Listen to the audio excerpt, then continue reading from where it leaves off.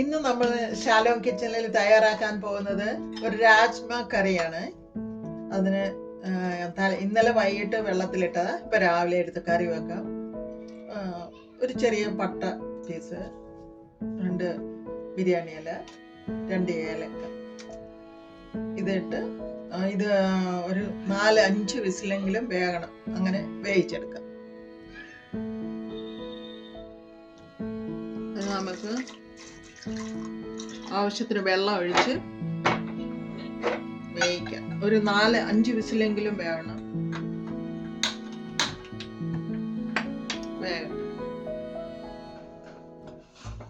ഇത് 4 വിസിൽ അടിച്ചിട്ടുണ്ട്. നമുക്ക് തുറന്ന് നോക്കാം. നന്നായി വെന്തിട്ടുണ്ട്.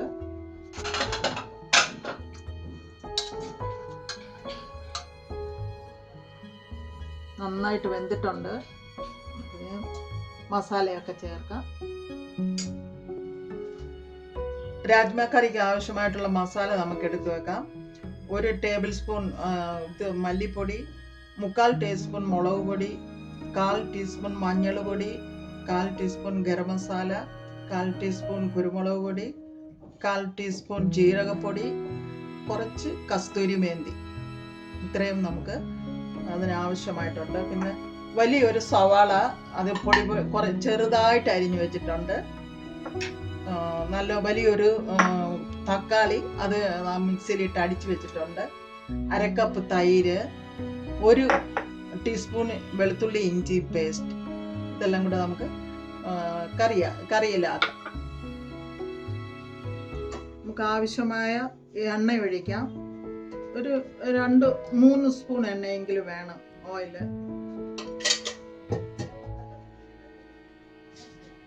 അതൊന്ന് ചൂടാവുമ്പോൾ ഒരു 1/4 ടീസ്പൂൺ ജീരകം ഇടാം. ചൂടാവട്ടെ. ജീരകം ഇടാം.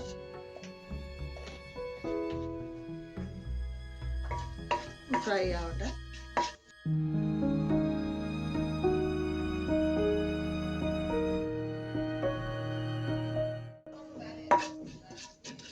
സവാള,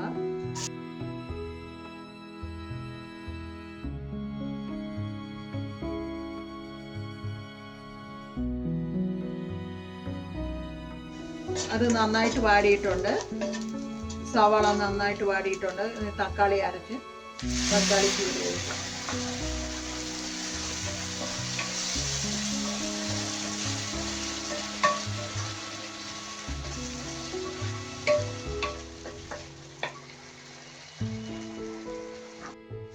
അത് നന്നായിട്ട് വാടിയിട്ടുണ്ട്.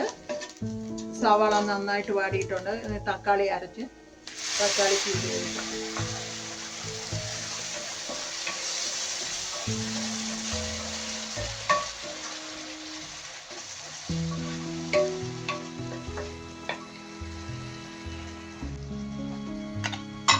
ജിഞ്ചർ ഗാർലിക് പേസ്റ്റ് ഇടണം.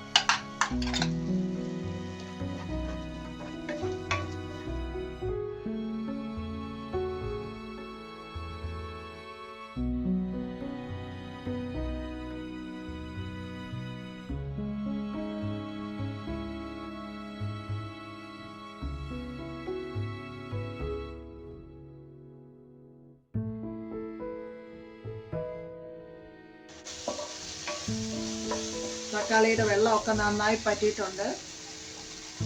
ഇനി എടുത്തു വെച്ചിരിക്കുന്ന മസാല എല്ലാം കൂടെ ഇടാം.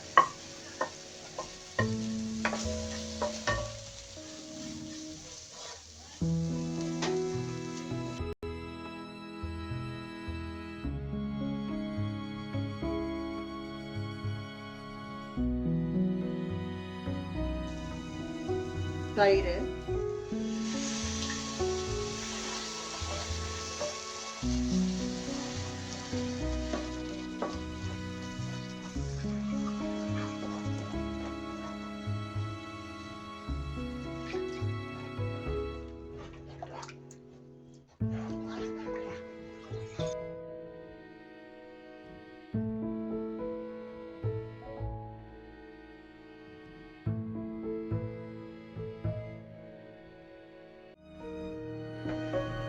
നന്നായി തിളച്ചിട്ടുണ്ട്. നമുക്കിനി രാജ്മ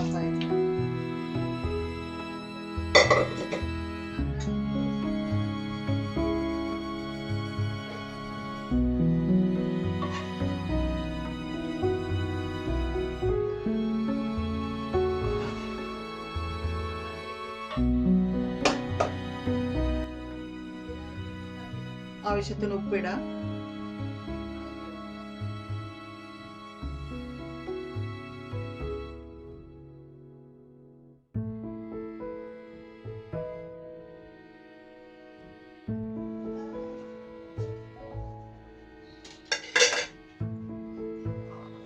കറി പറ്റിയിട്ടുണ്ട്. നല്ല തിക്ക് ഗ്രേവി ആയിട്ടുണ്ട്. ഇത് ചപ്പാത്തിക്ക് വൈറ്റ് റൈസിനൊക്കെ ഒത്തിരി നല്ലതാണ്. ഒന്ന് ട്രൈ ചെയ്ത് നോക്കണേ. അപ്പോൾ നമുക്ക് 1 ടീസ്പൂൺ നെയ്യ് ഒഴിക്കാം. ഇതിന് കടു വറുത്തൊഴിക്കാം.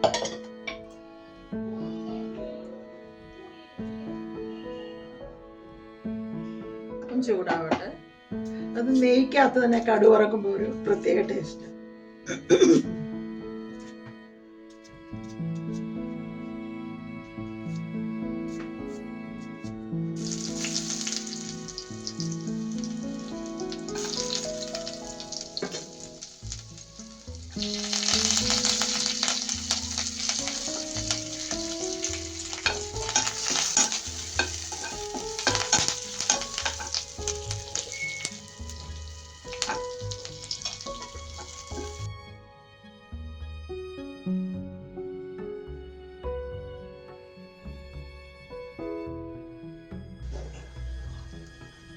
രണ്ട് വറ്റൽമുളക് ഇടാം.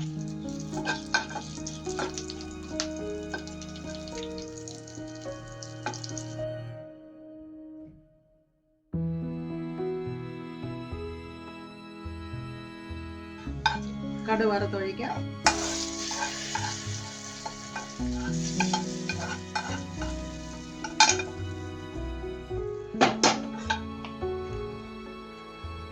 രാജ്മ കറി റെഡി ആയിട്ടുണ്ട്. കണ്ടിട്ട് ഇഷ്ടപ്പെടുവാണെങ്കിൽ സബ്സ്ക്രൈബ് ചെയ്യണേ, കമന്റ് അറിയിക്കണേ.